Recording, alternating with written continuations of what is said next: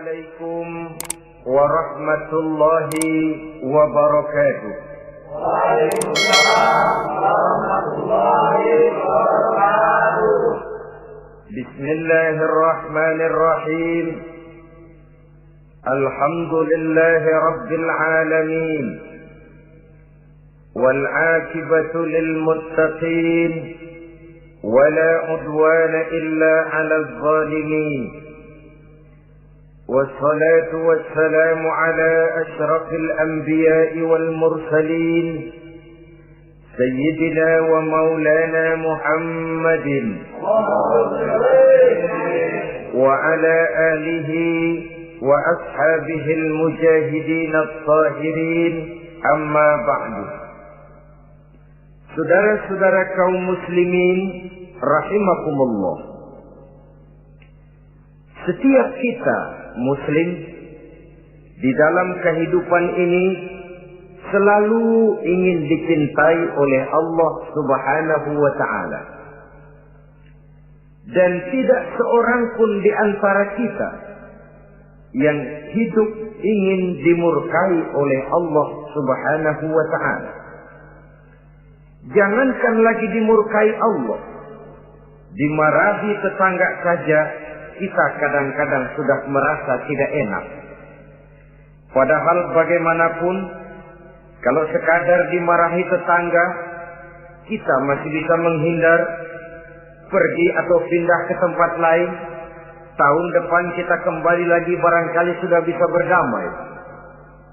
Tapi jikalau Allah yang murka kepada kita, padahal alam ini adalah miliknya belaka, rasanya kemana lagi langit tempat kita bernaung, dan kemana lagi bumi tempat kita berpijak. Setiap orang ingin dicintai Allah, tapi tidak setiap orang mau melakukan perbuatan-perbuatan yang kalau dikerjakannya Allah akan cinta kepadanya. Dan setiap orang tidak ingin dimurkai Allah, tapi orang kadang-kadang tanpa sadar melakukan perbuatan-perbuatan yang justru dimurkai oleh Allah Subhanahu wa ta'ala. Pada pertemuan kali ini, ingin saya sampaikan kepada hadirin satu hadis qudsi, di mana Allah Subhanahu wa ta'ala berfirman melalui lisan Nabi besar Muhammad sallallahu alaihi wasallam, "Uhibbu salasan wa hubbi li salatin ashad." Aku cinta, kata Allah, kepada 3 macam golongan manusia, tapi aku lebih cinta lagi kepada yang 3 macam lagi. Jadi ada yang sekedar dicintai Allah, ada yang lebih lagi dicintai oleh Allah Subhanahu wa ta'ala. Siapa mereka? Mari kita ikuti satu persatu isi daripada hadis qudsi ini. Yang pertama, uhibbu ahlas safa. Aku cinta, kata Allah, kepada orang-orang yang pemurah. Aku cinta kepada orang-orang yang ringan tangan, mempunyai kepekaan sosial yang tinggi, gemar menolong orang yang memang memerlukan pertolongan. Aku cinta kepada orang-orang yang semacam itu. Saudara-saudara kaum muslimin rahimakumullah, di zaman sekarang ini, seiring dengan makin tajamnya persaingan hidup, makin tingginya tensi ekonomi, antara tenaga kerja yang masuk pasaran dengan lapangan kerja yang tersedia jauh dari memadai, gaya hidup orang semakin konsumtif, semakin individualis. Timbullah sikap hidup elu-elu, gua-gua. Kepekaan sosial mulai lentur dan luntur, tapi tidak terwujud di dalam kehidupan sehari-hari. Padahal agama mengajarkan Allah cinta kepada orang-orang yang bermurah tangan, gemar melakukan pertolongan, peka melihat penderitaan dan kesulitan orang lain, adalah Allah melebihkan rezeki sebagian kita dari yang lain. Dimaksudkan untuk saling tolong-menolong, bahu-membahu dan bantu-membantu. Sehingga dengan demikian, apa yang disabdakan Nabi dalam hadis, Ar-Rahimuna yarhamuhumur Rahman, irhamu ahlal ardi yarhamkum man fis sama. Orang-orang yang punya sifat belas kasih akan dikasihi oleh Allah Subhanahu wa ta'ala. Sayangi yang di permukaan bumi, nanti yang di langit akan sayang kepadamu. Akan turun rahmatnya kepada kita bersama. Alangkah nikmatnya kehidupan ini, jikalau yang berkuasa menyayangi yang lemah lalu melindunginya, jikalau yang alim menyayangi yang awam lalu membimbingnya, jikalau yang kaya menyayangi yang miskin lalu mengulurkan tangan memberikan bantuannya, akan terciptalah rahmat dalam kehidupan. Tapi jikalau sebaliknya, yang berkuasa malah menindas dan menekan yang lemah, yang alim malah membodoh-bodohi yang memang sudah bodoh, sementara yang kaya menyantap yang miskin, akan terjadilah bala dan bencana dalam kehidupan. Bukan lagi rahmat yang turun, melainkan azab akan menimpa kita secara keseluruhan. Begitulah terdapat tirai halus yang memisahkan kita dari konsep ajaran agama kita yang luhur. Agama mengajarkan yadul ulya khairun min yadi sufla, bahwa tangan di atas lebih baik daripada tangan yang di bawah. Orang yang memberi lebih baik daripada orang yang menerima. Tapi yang kita praktekkan, kita selalu berada pada posisi tangan di bawah, menjadi umat yang manja, yang lemah, padahal bukan tidak punya potensi, tapi mungkin karena kita tidak pandai menginventarisir potensi. Kadang-kadang ada panitia pembangunan masjid, membangun masjid, meletakkan batu pertama sekaligus jadi batu terakhir. Setelah itu la yamutu wa la yahya, hidup tidak kelihatan geraknya, mati pun tidak ketahuan kuburannya. Masjid impoten, pesantren terbengkalai, majelis taklim terlunta-lunta, rumah sakit Islam tak kunjung selesai. Tidak adakah orang Islam yang kaya? Banyak. Tidak adakah orang Islam yang punya posisi kunci, posisi basah, posisi menentukan? Banyak.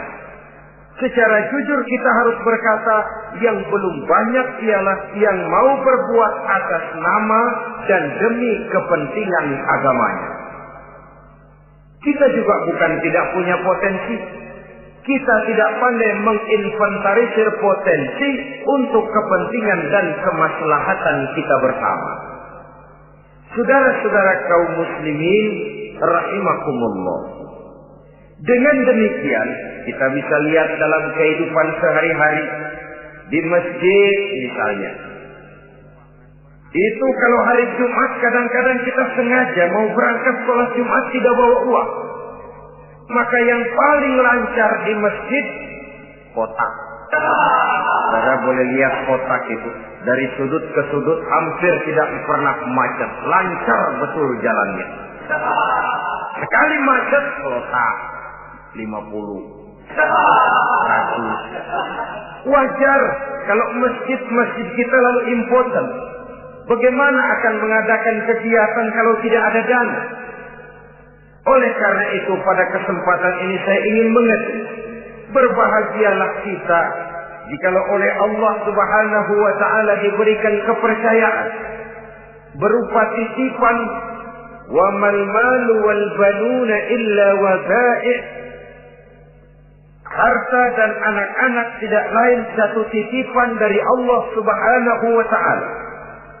Dan pada satu saat titipan itu akan diambil oleh yang empunya. Allah cinta kepada orang-orang yang pemurah. Allah akan memberikan balasan yang berlipat ganda. Kalau saudara bersedekah kepada anak yatim, Bukan si yatim itu yang akan membalasnya. Kalau saudara membantu pembangunan masjid, bukan panitia masjid yang akan memberikan ganjarannya. Kalau saudara membangun pondok pesantren, bukan kiai yang punya pesantren yang akan memberikan balasannya.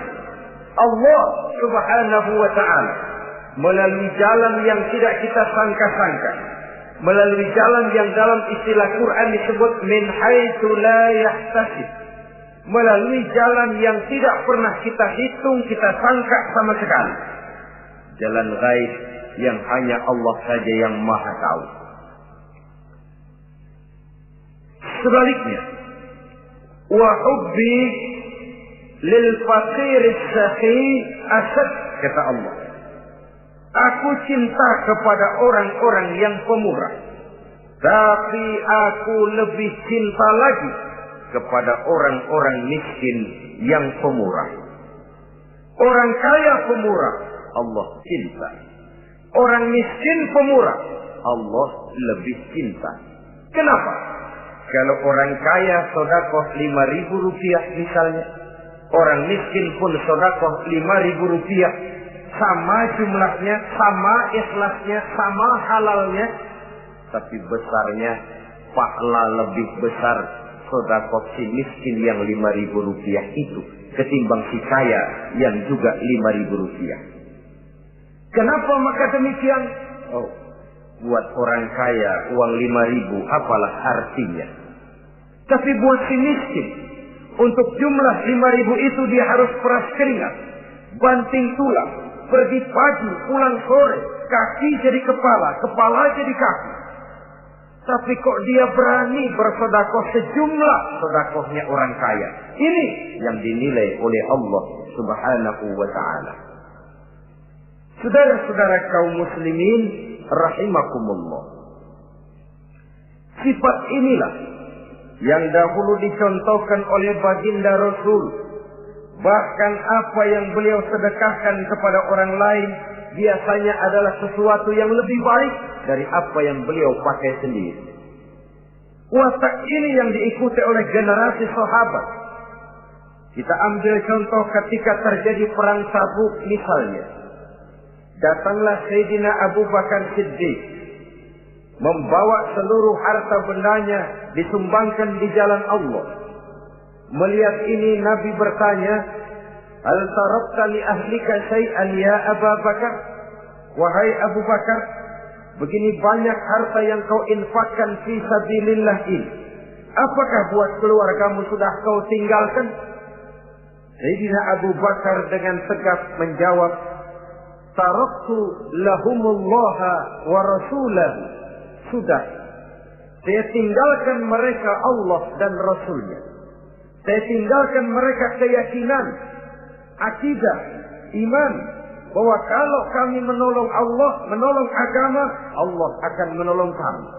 Bahwa kami tidak akan jadi melarat karena memperjuangkan agama. Bahwa kami tidak akan jatuh miskin kalau harta ini kami belanjakan di jalan Allah.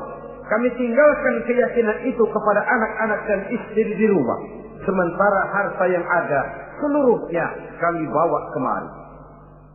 Keyakinan yang dimiliki oleh Sayyidina Abu Bakar Siddiq di zaman sekarang ini sudah merupakan keyakinan yang sangat langka. Kita belum yakin benar akan kebenaran janji Allah. Sehingga dengan demikian timbullah keraguan-raguan. Apa iya kalau saya belanjakan uang ini di jalan Allah akan ada balasannya? Apa iya kalau uang ini saya gunakan untuk melaksanakan ibadah akan datang balasannya? Padahal dalam hadis qudsi Allah menjanjikan, "Ana inda zanni 'abdi bi." Aku ini, kata Allah, bagaimana menurut persangkaan hambaku saja kepadaku. Kalau dia sangka baik, insya Allah baik datangnya. Kalau dia sangka tidak, aku bagaimana menurut sangka hambaku kepadaku. Itulah sebabnya dalam segala hal kita harus husnuzan, berbaik sangka kepada Allah Subhanahu wa ta'ala. Saudara-saudara kaum muslimin rahimakumullah, Inilah golongan pertama kekasih Allah. Orang-orang yang dicintai Allah. Orang-orang yang pemurah, yang sadar bahwa harta hanya sekadar titipan dari Allah Subhanahu wa ta'ala.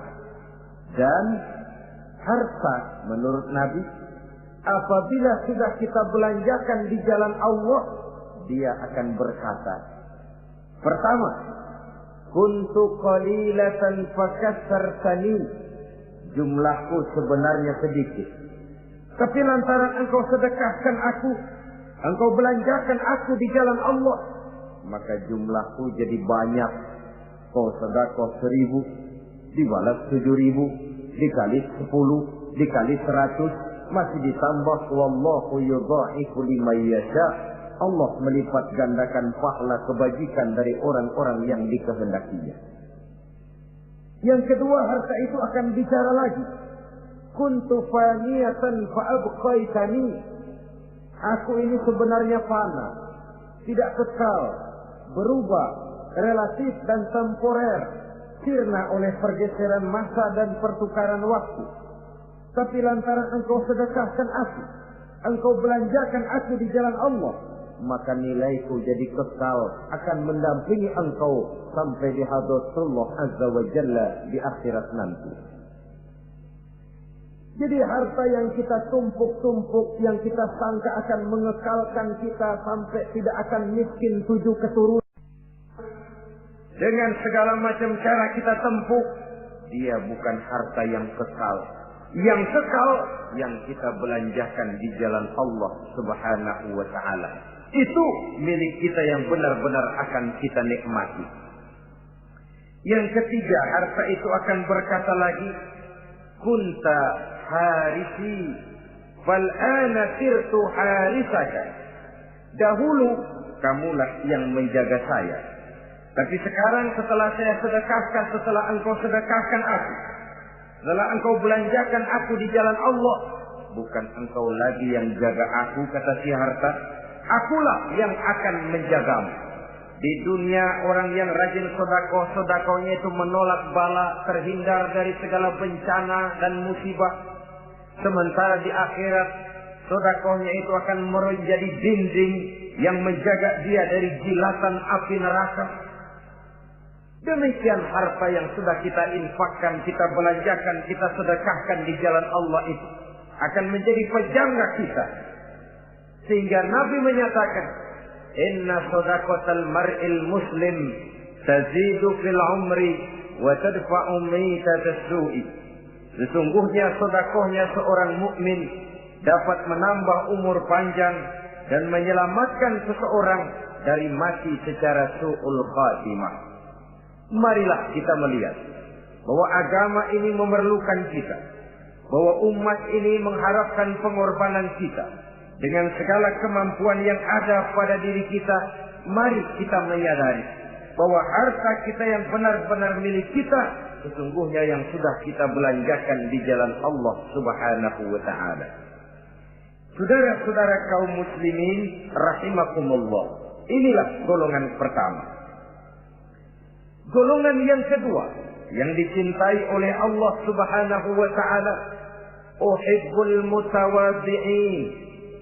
Aku cinta, kata Allah, kepada orang-orang yang rendah hati, orang-orang yang membawa ilmu padi, makin berisi makin merunduk, makin di puncak makin sadar akan kelemahan dan keterbatasannya. Aku cinta kepada orang-orang yang rendah hati. Adalah satu sifat dari Rasulullah sallallahu alaihi wasallam yang diriwayatkan oleh Imam Abu Ja'far Al-Barzanji misalnya dalam rawi Barzanjinya, wa kana sallallahu alaihi wasallam syadidal haya'i wat tawadhu. Adalah Rasulullah sallallahu alaihi wasallam seorang yang sangat pemalu dan sangat rendah hati. Tawadhu, tidak melonjak menjadi angkuh dan sombong. Walaupun beliau adalah asraful anbiya wal mursalin, nabi dan rasul termulia, imamul muttaqin, imamnya orang-orang yang bertakwa, rahmatan lil alamin, diutus sebagai rahmah bagi seluruh alam, tapi tawaduknya demikian luar biasa. Ketika beliau terusir dari Makkah, kita bisa membayangkan meninggalkan kampung halaman, meninggalkan keluarga yang berbeda akidah, hijrah ke Madinah. Tapi pada lain kesempatan, ketika beliau dengan bala tentaranya masuk ke kota Mekah, dan orang-orang kafir Quraisy yang kita kenal dalam peristiwa Fathu Makkah itu, gentar hati mereka, sembunyi di dalam rumahnya masing-masing. Mereka masih ingat beberapa tahun yang silam, dikala Nabi Muhammad dan para sahabatnya dikejar-kejar, terusir dari Mekah hijrah ke Madinah. Sekarang Rasul kembali ke Mekah dengan segala keperkasaan bala tentaranya. Mereka berpikir, andai kata Muhammad mau saja membalas dendam, habis kita ini, habis, tidak akan tersisa. Dahulu dia kita caci maki, dahulu dia kita usir, dahulu dia kita kejar-kejar untuk kita bunuh. Sekarang kita tidak berdaya. Muhammad dengan perkasa, dengan bala tentaranya yang gagah sekarang masuk ke kota Mekah. Apa yang harus kita lakukan? Mereka menunggu dan menunggu. Dan Nabi dengan gagah masuk ke kota Mekah bersama bala tentaranya. Apa ucapan yang pertama beliau lontarkan? Pembalasan dendam? Tidak.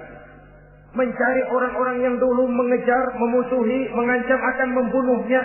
Tidak.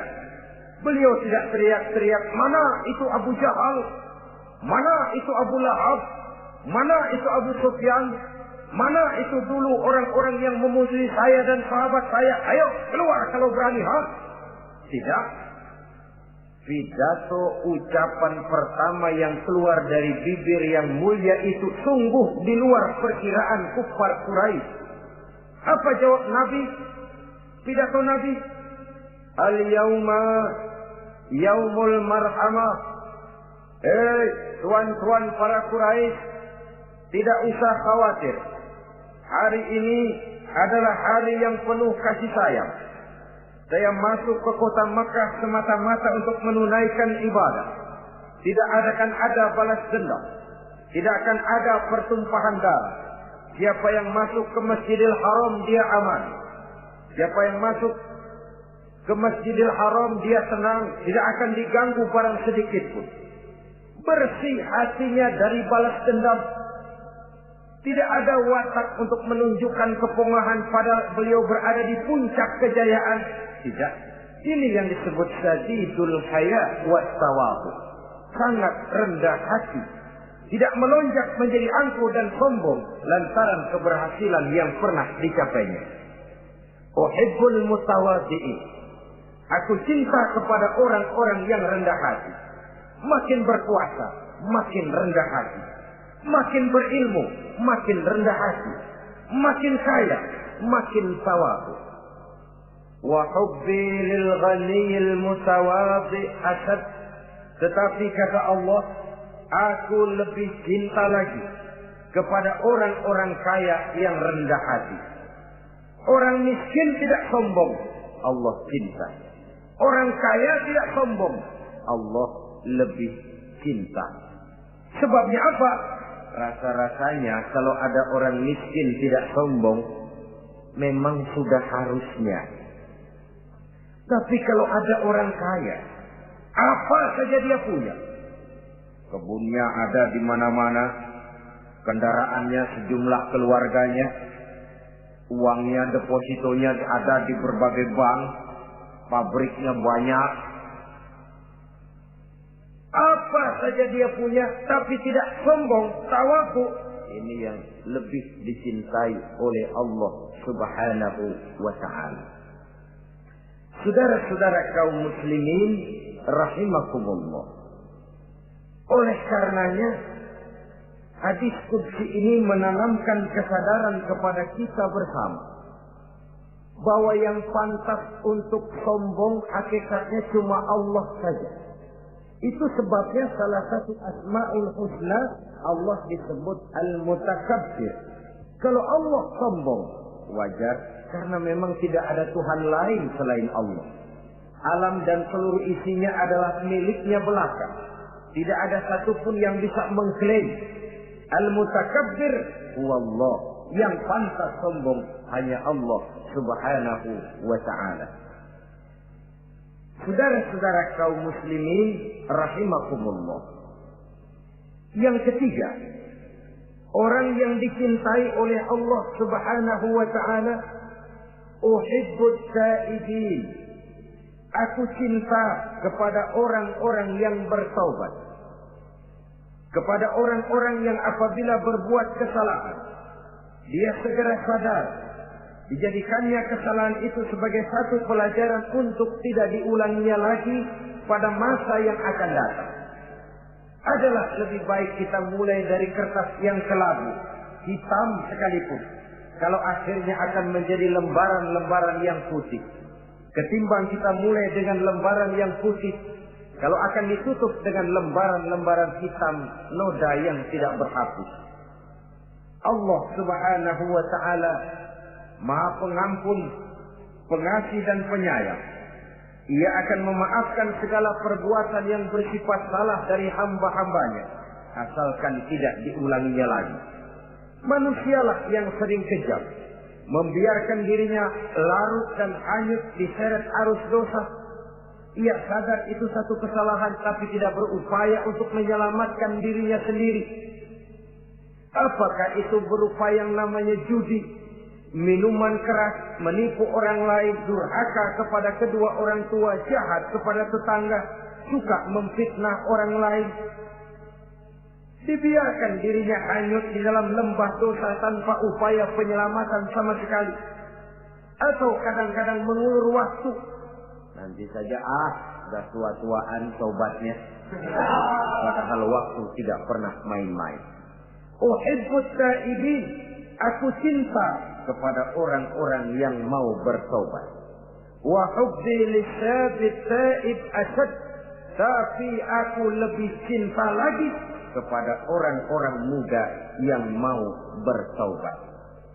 Apabila orang tua bertaubat, Allah cinta. Anak muda bertaubat, Allah lebih cinta.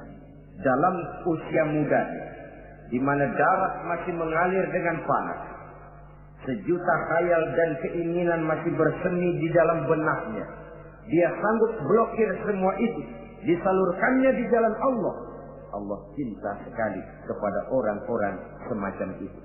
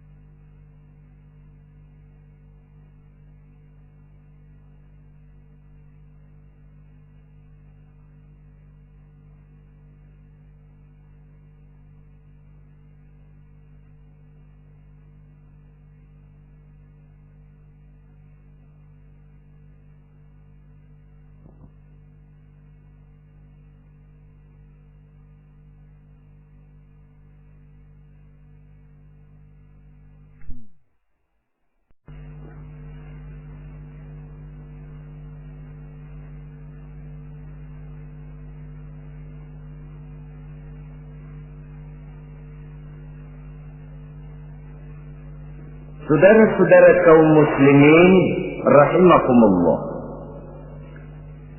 Kalau tadi sudah saya jelaskan.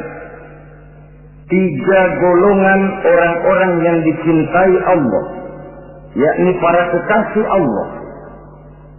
Orang-orang yang pemurah, gemar memberikan pertolongan. Kemudian yang kedua, orang-orang yang rendah hati. Dan yang ketiga adalah orang-orang yang suka bertaubat.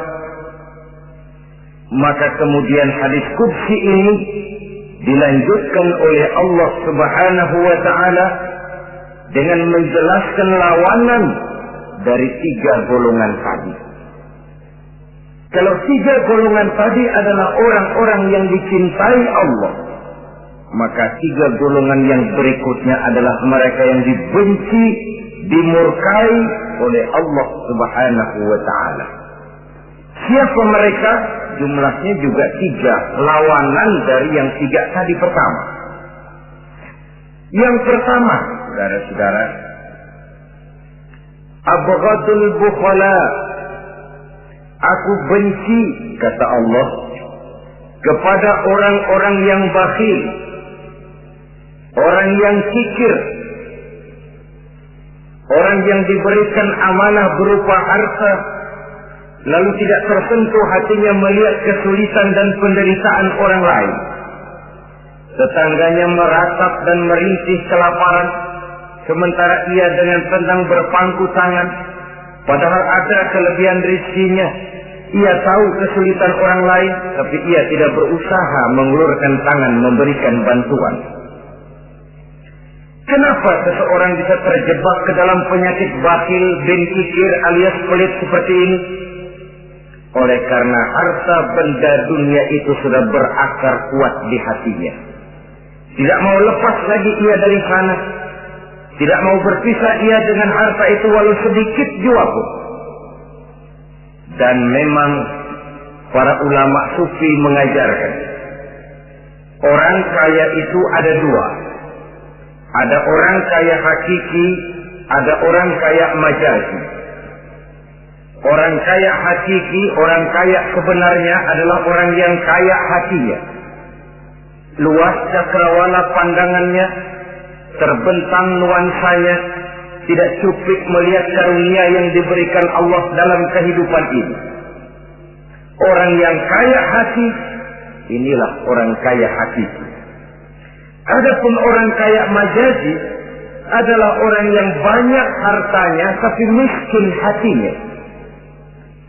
Hidupnya sudah melimpah tapi ia selalu merasa kurang, maka ia tidak pernah cukup. Posisinya sudah kaya tapi ia masih merasa miskin, maka ia pun selalu miskin. Imam Ghazali rahimahullah memberikan contoh yang indah.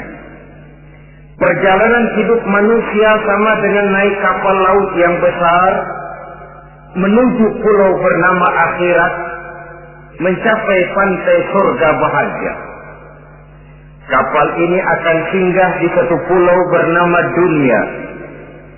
Para penumpang diperbolehkan turun, tapi sebelumnya diingatkan lebih dahulu bahwa ini cuma sekedar tempat transit. Di dunia, di pulau yang bernama dunia, para penumpang boleh mengambil apa yang memang diperlukan untuk bekal dalam perjalanan. Tapi jangan lupa bahwa kapal akan melanjutkan perjalanan menuju kepulauan akhirat yang kekal dan abadi. Maka turunlah para penumpang ke pulau yang bernama dunia ini. Macam-macam tingkah lakunya ketika mereka menjejakkan kaki ke pulau dunia. Ada yang tetap sadar kepada pesan nakoda.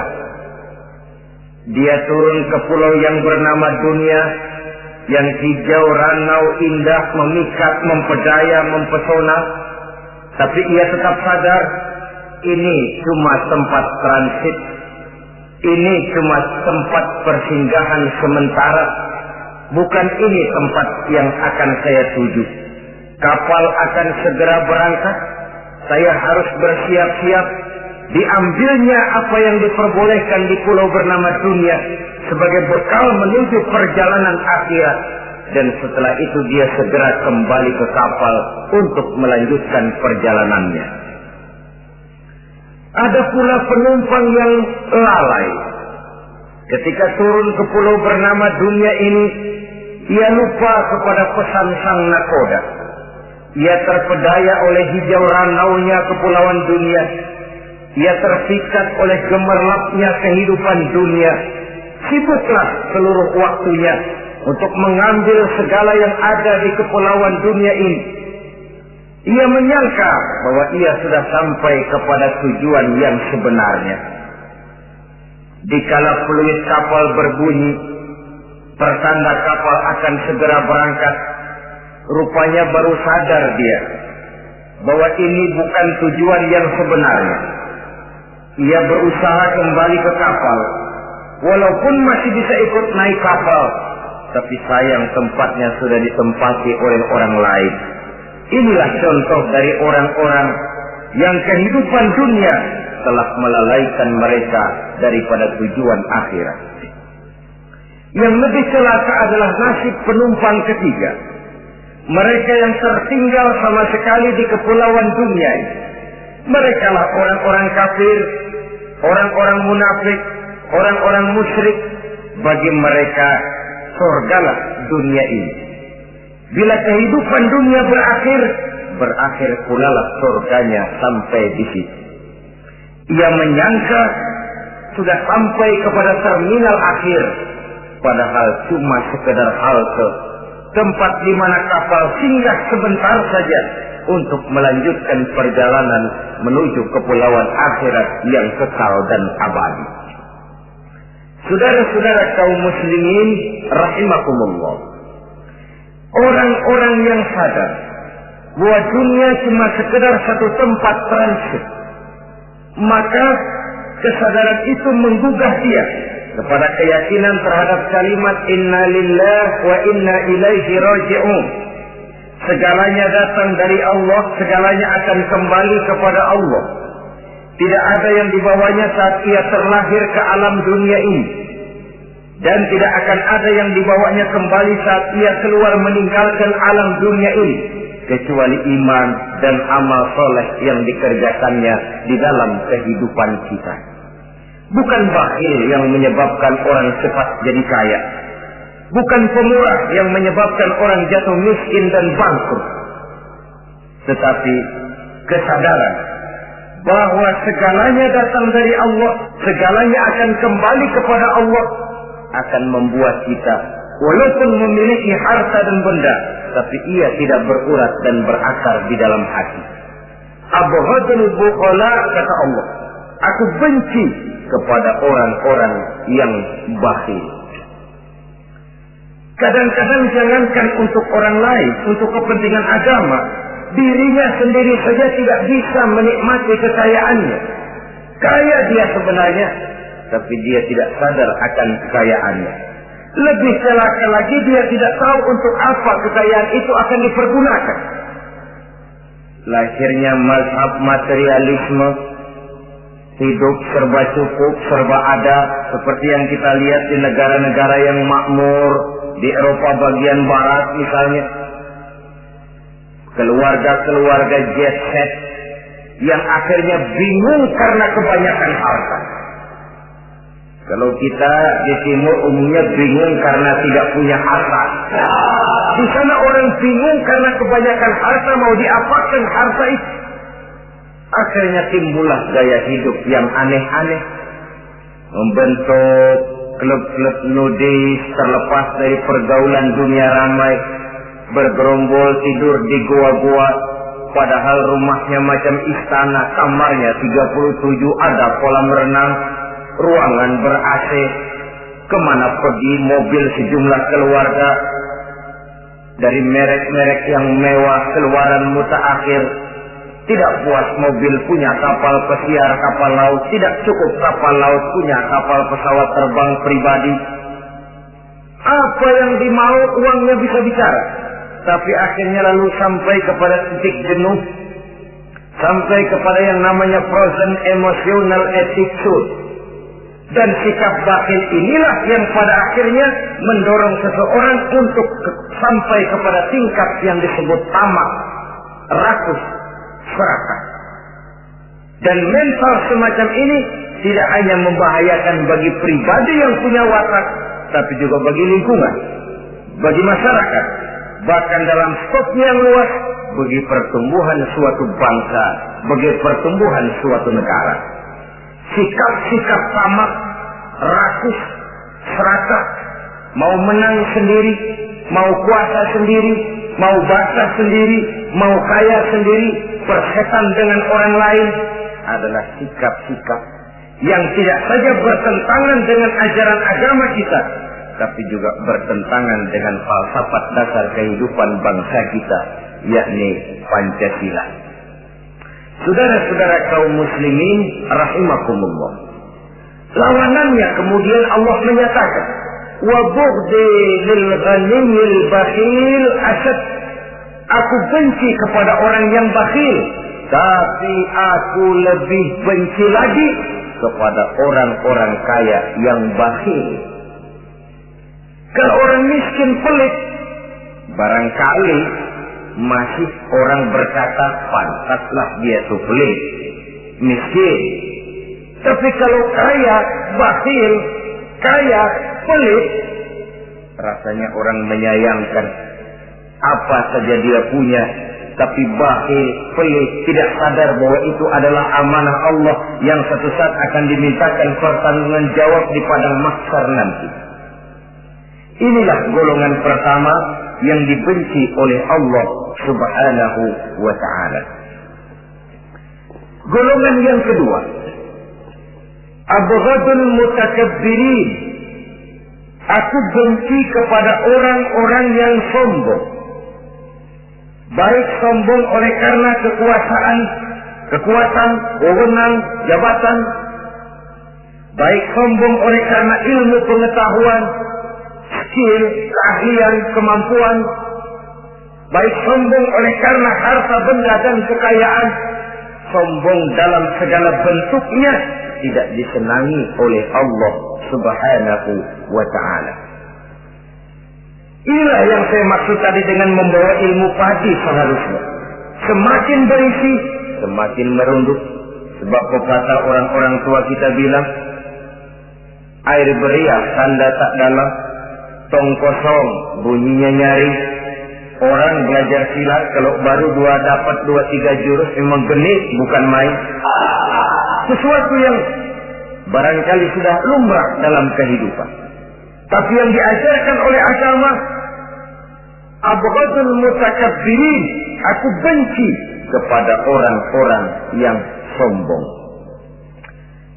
Al-Quran syarat dengan contoh-contoh baik dari perjalanan sejarah, baik dari perjalanan hidup para nabi dan para rasul. Seluruhnya merupakan tampil, contoh dan ibarat bagi kita bersama. Fanzuru kaifa kana akibatul mukazzibin. Fanzuru kaifa kana akibatul mujrimin. Berjalanlah kamu di permukaan bumi, lihat bagaimana akibat yang diderita oleh para pendusta. Lihat bagaimana akibat yang diderita oleh para pembuat dosa, oleh orang-orang yang sombong, angkuh, congkak, dan takabur. Mereka satu demi satu mengalami kehancuran, tenggelam di perut sejarah. Kurang apa Fir'aun? Kurang apa Raja Namrud? Kurang apa Raja Abrahat? Tentaranya gagah perkasa, kekuasaannya luas, istananya megah dan besar, pengawalnya gentayangan di mana-mana, intelnya selalu siap siaga menjaga keamanan. Sang raja diraja, entok waktu berputar masa beredar, tenggelam oleh perputaran waktu dan peredaran zaman. Tidak ada satu keabadian dalam kehidupan ini. Akankah kita melahirkan Fir'aun kelas baru, Namrud di zaman modern, Abrahat gaya kini, yang semakin berada di puncak kekuasaan semakin lupa diri dan lupa daratan, menjadi orang yang hanya mau benar sendiri, adil sendiri, makmur sendiri, tidak peduli menari di atas bangkai dan penderitaan orang lain? Akankah kita melahirkan korun-korun gaya baru yang sombong oleh karena harta kekayaan yang berlipat ganda? Ataukah kita akan melahirkan barsisul abid gaya baru yang sombong oleh karena ilmu pengetahuan yang dimilikinya? Marilah kita menyadari al-mutakabbir huwa Allah, yang pantas, boleh dan sombong, wajar untuk sombong, cuma Allah subhanahu wa ta'ala. Abghadul mutakabbirin, aku benci kepada orang-orang yang sombong.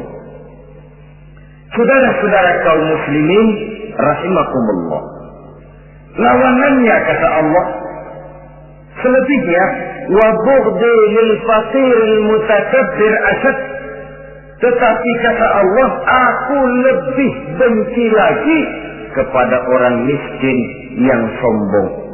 Ini yang sudah tidak punya pilihan. Orang pintar sombong barangkali lumayan, goblok sombong minta ampun. Pejabat sombong barangkali karena punya pangkat. Rakyat sombong, apa yang mau disombongi? Orang kaya sombong barangkali karena kekayaannya. Melarat miskin sombong minta ampun. Sebab itu kata Allah, aku benci kepada orang-orang sombong, tapi aku lebih benci lagi kepada orang-orang miskin yang sombong. Hadis qudsi ini tentu saja memberikan satu kesadaran rohani yang paling dalam pada kehidupan kita setiap pribadi muslim, bahwa kita sejauh yang bisa kita lakukan hanyalah berusaha berbuat. Kita terikat oleh sunnatullah, kata kita orang beragama, hukum alam kata para ahli alam, natural of law katanya. Tapi di sebalik itu, sesungguhnya segala hasil usaha, kepastian dan ketentuannya hak prerogatif dari Allah subhanahu wa ta'ala. Sehingga pada puncaknya kita akan sampai kepada pengakuan yang paling jujur, la haula wa la quwwata illa billah. Tidak ada daya kita, tidak ada kekuatan kita kecuali apa yang memang telah diberikan Allah. Dialah sumber daya, sumber gerak, sumber seluruh kekuatan. Dan kita manusia hanya mencapai itu kalau dikaruniai oleh Allah subhanahu wa ta'ala. Sewajarnya, makin bertambah ilmu, makin sadar kita akan kebodohan kita.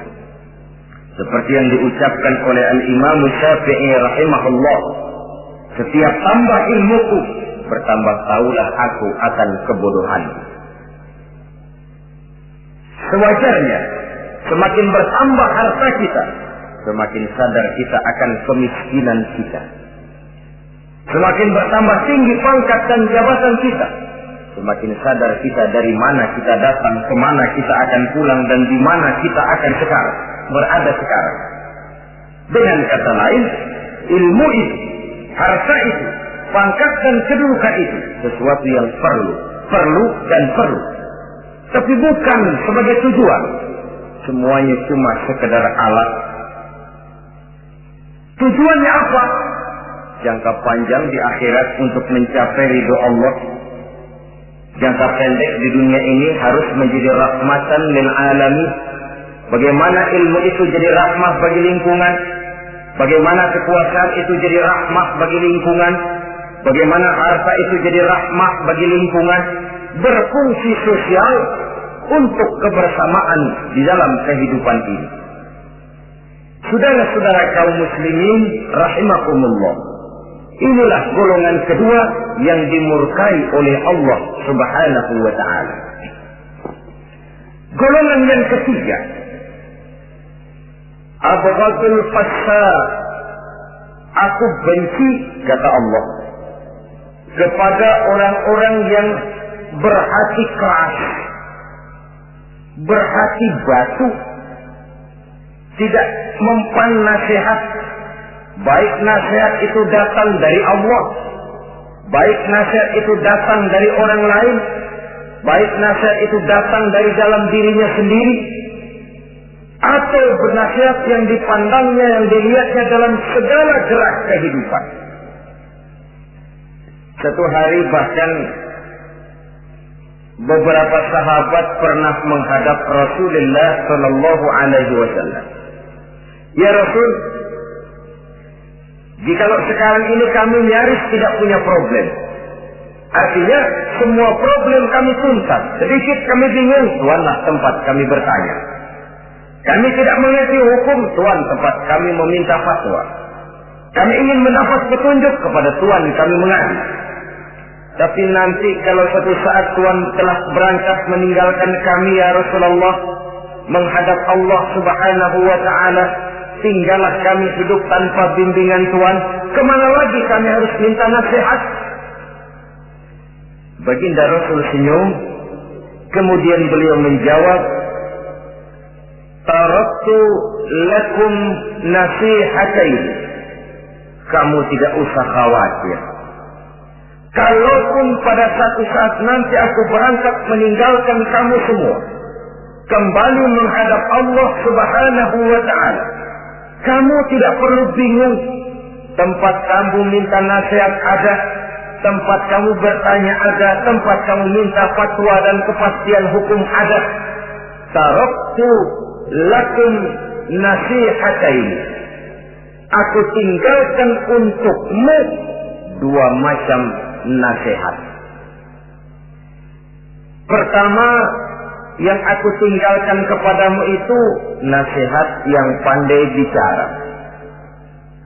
Yang kedua, yang aku tinggalkan kepadamu itu nasihat yang diam saja. Sahabat lalu bertanya, kalau nasihat yang bisa bicara itu apa ya Rasul? Beliau menjawab, Al-Quranul Karim. 6.666 ayat, 30 juz, 114 surah, seluruhnya nasihat bagi umat Islam. Apapun yang akan kau kerjakan, kemanapun kau akan pergi, bertanyalah kepada Al-Quran, minta nasihatnya. Bertanya langsung? Tentu tidak. Bertanya kepada Al-Quran artinya fas'alu ahla dzikri in kuntum la ta'lamun. Jikalau kamu memang tidak mengerti, bertanyalah kepada yang mengerti. Yang mengerti Al-Quran tentu tidak lain para ulama, para kiai, para asatidz, guru-guru yang mengaku kita di majelis taklim. Nasihat yang pandai bicara, Al-Quranul Karim. Kemanapun saja kaki akan kita langkahkan, ke arah manapun bumi yang akan kita tuju, mintalah lebih dahulu nasihat Al-Quranul Karim. Usaha apapun yang akan kita lakukan, mintalah nasihat kepadanya. Itu nasihat yang pandai bicara.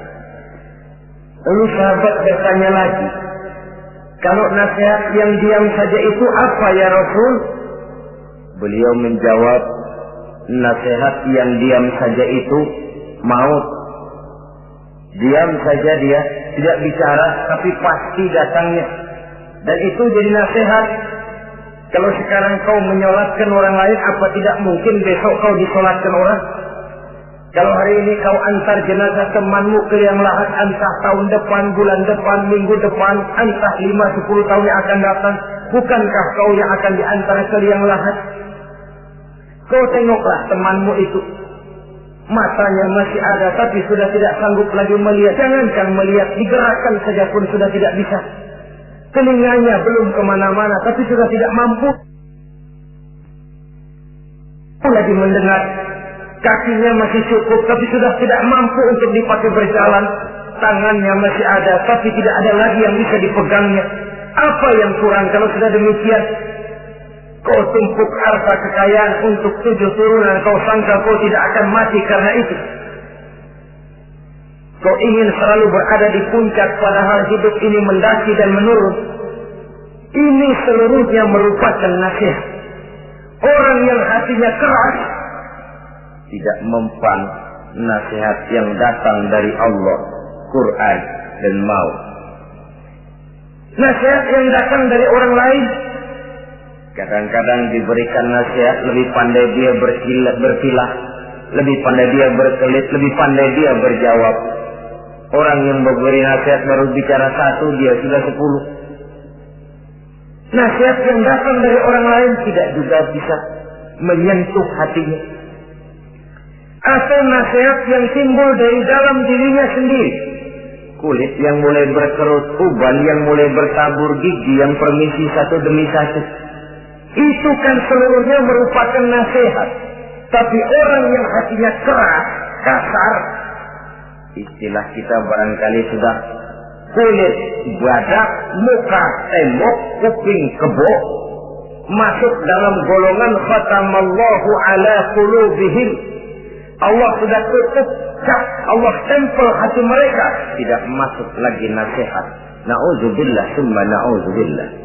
Beruntung kita kalau oleh Allah ini diberikan hati yang lembut, peka, mudah menerima kebenaran, tidak tertutup terhadap kebenaran. Walaupun kebenarannya itu datang dari seorang budak yang hitam legam.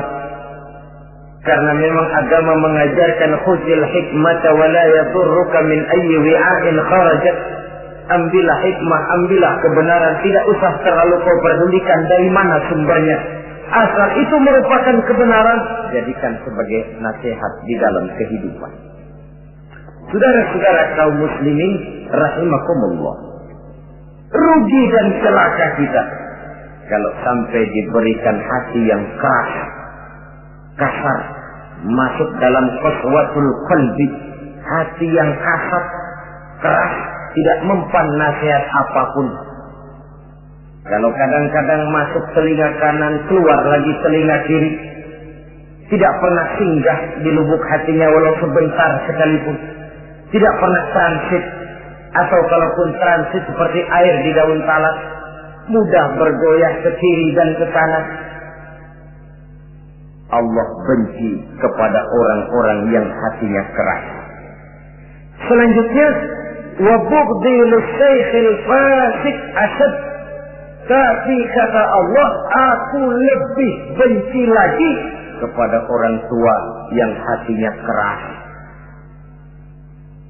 Tua-tua keladi katanya, makin tua makin menjadi. Kalau ada anak muda bandel, nakal, setidaknya orang masih punya harapan. Masih ada orang berkata, ya doain aja dah, mudah-mudahan dia makin dewasa, makin lurus jalan hidupnya, makin benar langkahnya, makin sadar rasa keagamaannya. Masih ada ucapan seperti itu. Tapi kalau sudah tua malah makin gila, orang sudah habis harapan.